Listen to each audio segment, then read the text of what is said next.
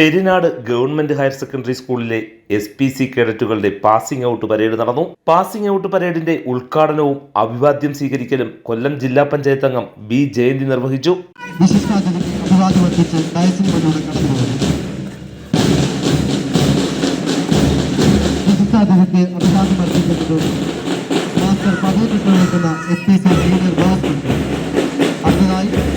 കുമാരി രാഖിയാർ നയിക്കുന്ന SPC senior girls platoon.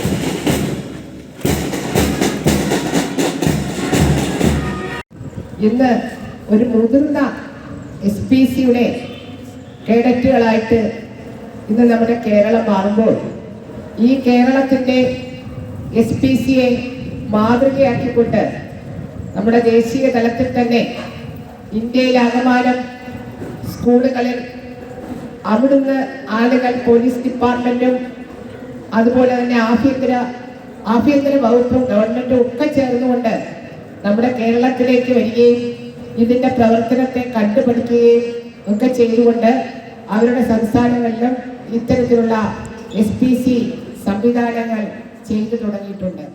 Kundara SHO P. Rajesh പ്രതിജ്ഞ ചൊല്ലിക്കൊടുത്തു.